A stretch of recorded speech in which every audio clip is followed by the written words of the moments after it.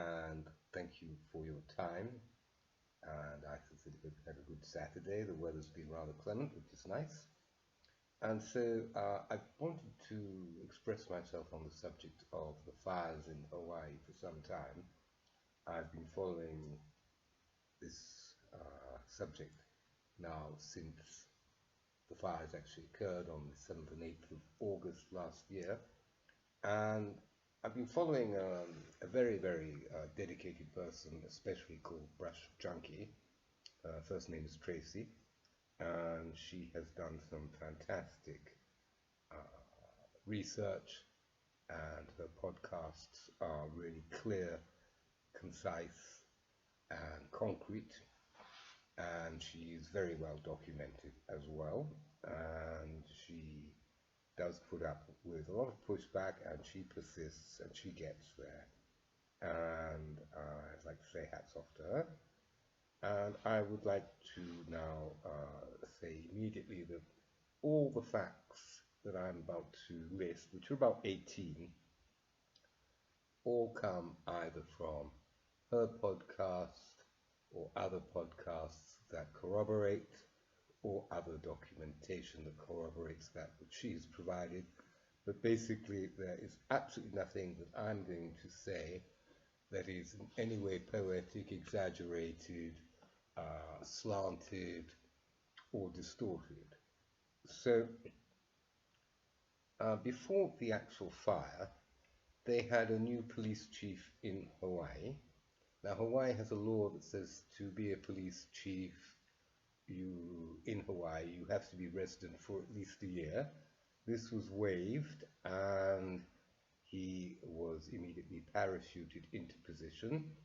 His parachuting into position was assisted by the police commissioner, which is not only unethical but is illegal according to the internal regulations and the legislation that applies in Hawaii.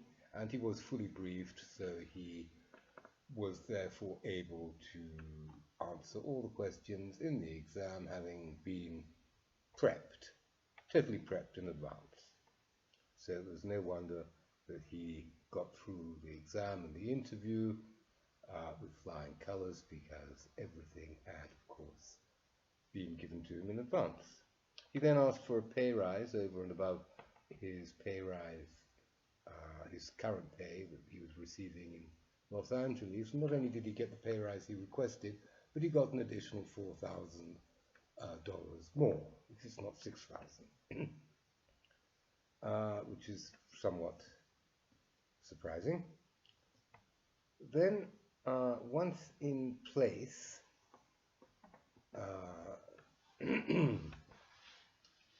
there were 7 formal complaints which revolved around his behavior and the fact that it was tantamount to harassment, or certainly not professional and courteous and within that which would be considered normal behavior. 7 formal complaints.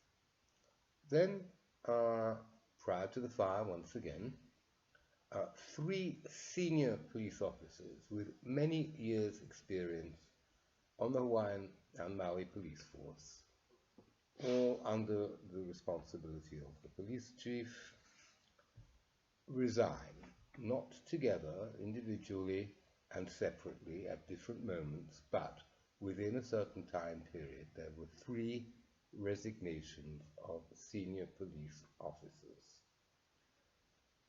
which means that they lose pension rights and all sorts of other things. They don't lose everything, but they certainly don't get the full whack when they go. So to resign, having invested over 20 years in those cases on the police force, is not something one does lightly. At least it wouldn't be if I had invested 20 years in one company, whether it was a police force or a private firm. If you invested 20 years, you don't throw that away lightly. Then, even more mysterious is the secretary. He had a personal secretary who was in place prior to his arrival, and just a few weeks prior to the fire, said secretary, who had been there many years, once again, died in a car crash following a car chase. Apparently someone had tried to steal her handbag, and this lady, rather than calling the police, decided to go after this person, and she crashed into a tree and died as a result of this crash. And obviously the police chief gave a wonderful eulogy at her funeral. Okay, this is prior to the fire. And of course, prior to the fire, Pelletier was the police chief in the area of Las Vegas for these very controversial shootings, and to say that he left under a cloud would be something somewhat of an English euphemism. So now we're going to go to the day of the fire. The day of the fire, the first most peculiar happening was the fact that there was no cell phone or mobile phone coverage, which may or may not be explained by power cuts, may or not be explained by certain towers being out of service because of the fire itself, but all cell phones out all at once in all the same area, just as the fires are declaring and getting going, is somewhat surprising to say the least. Then the other surprise is that there was no water in the water hydrants or fire hydrants. This is where fire engines plug in to get water so that they can hose down the fires. And there was no water in the hydrants. Then the police were setting up roadblocks, sending people the wrong way, and in order to save lives, and there are lots and lots of testimonials and witness statements saying that they actually had to disobey the police with the consent of the police in some cases, and simply go into where they were being herded from in order to go and rescue members of their family and friends. So that's pretty surprising. Then there's a system of alarms. All cities have them. We have them here in England, we have them in France, we have them in Bulgaria, we have them all over the world. And Lahaina obviously had its alarm systems, which apparently were some of the world's most modern and up-to-date, and they were all out. They were all out of service, just like the cell phones. Zero, not one word, not one. Then there's normal procedure to follow in emergencies like this. There's big manuals in the fire department, the police department, the ambulance people. Everybody has a manual. They open it up, big emergency, what to do, who to speak to, and it really is stage 1, stage 2, stage 3, and just follow the checklist. It's just if you were a pilot on an aircraft, you've lost control or an engine's gone down or whatever, you just follow the checklist, which you know off by heart. Now, I'm not saying everyone should know the checklist off by heart for these large emergencies, but there is a manual, and all you have to do is follow the manual. But in order to follow the manual, you do actually have to have the right people at the right place at the right time, and 3 key people were missing from the command and control center for this emergency, which is also added to no alarms working, no cell phone coverage, and no water in the hydrants, is becoming very, very worrying indeed. Then, during the day,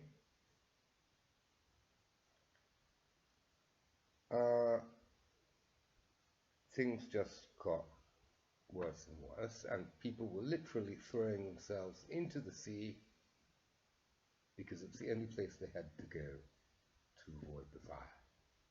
That's how bad it was. Now, in the aftermath,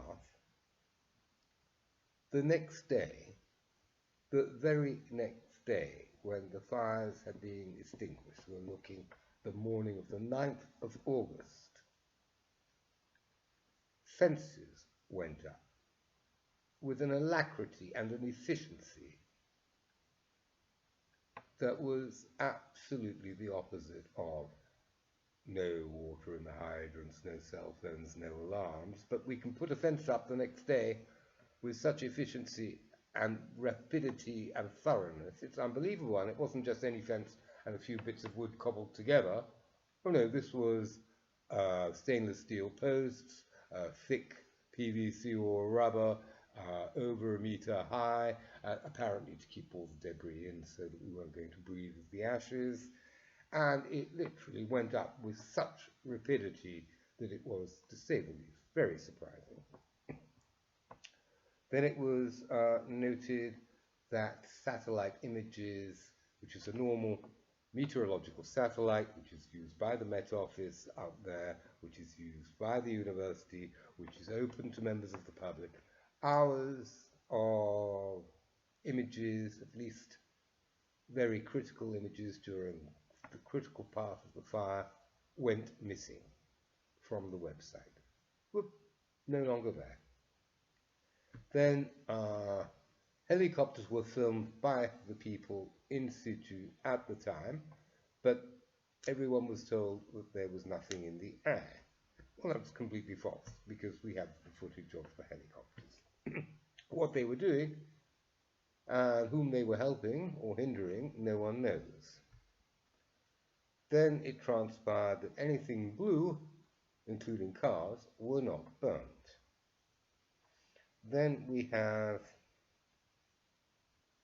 the fire chiefs from other states a few days afterwards coming forward and stating very clearly that this could not have been a wildfire given its movement and behavior across the terrain. Secondly, that it was melting metals at temperatures far too high to be a wildfire. And we have fires basically crossing the road and not burning anything flammable along the way, but all of a sudden burning things the other side. All right. At the same time, Canada actually had a very large forest fire with a record number of acres thoroughly burnt in places where theoretically it was low risk as opposed to a high risk fire area, and the quantity of acreage burnt was absolutely phenomenal, which is very surprising indeed. What isn't surprising is that Mr. Schwab, who is head of the something economic, went a few days or a few weeks prior to this fire telling the world that the world was burning. Does Mr. Schwab have a crystal ball? Is my question. So, if all that isn't bad enough, the aftermath is even worse, where they have decided against the better judgment, not only of scientists, specialists, and the people of Maui. They've decided to put all the debris in all the wrong places against the will of the people. And there were demonstrations, petitions, and people going to council meetings and doing everything. Then there's the question of housing. There's been absolutely no intervention by federal government on this front. So we have people still living in tents on the beach in Maui. And basically, this chapter is one of the saddest chapters in disaster mismanagement. It's unbelievable. you can't even describe it as a comedy of errors because it's so tragic. As for the missing children, there are still no statistics, absolutely nothing coming out about that, nothing whatsoever. And recently, documents were released about the people who turned up to help put out the fires in the fire department, people who were off duty or who were reservists, but who turned up, obviously. And when the documentation was released, it had been redacted, severely redacted, unbelievable. Anyway, in the description, I will post the link to Brush Junkie's YouTube channel. I will also post the link to an alternative news network called REDACTED, which is something I've subscribed to, and I really do like what they do. I like how they do it. They also have a free newsletter, so that might be of use. I sincerely hope that I haven't depressed you too much, and I sincerely hope that this will help motivate you into taking back control. We're in England, it's a rainy little island. You might think it hasn't got a lot in common with Maui, but actually we are two peoples surrounded by water. We're very old people, or peoples, that go back a very long way. We're also great navigators. The Hawaiians navigated all over Polynesia using the stars, and Captain Cook was absolutely amazed with it when he gave native Hawaiians a map and said, "Show me the islands you're going to." They drew it freehand, and it transpired that they were absolutely right when he sailed his ships to these islands. They actually placed the islands on the map perfectly. And the reason they navigated to all these little islands was to go and get wine, so they didn't have a problem with inbreeding. So we have a lot in common with Hawaiians, and we're very lucky we haven't been subjected to, quite frankly, the total mismanagement that they have. We've had COVID mismanagement, but they've had it also. Anyway, tomorrow I will post something else about us being able to start talking and communicating together and actually taking control of our councils and taking control of our MPs and making them fully understand that it is we, the people, who are sovereign, and it is government by the people, through the people, and for the people. And we are going to put our foot down, and we are going to gently and firmly, politely, take control. All right, thank you very much for your time. Have a wonderful Saturday evening. Have a really nice, restful Sunday. Enjoy your families and friends, and speak to you all tomorrow.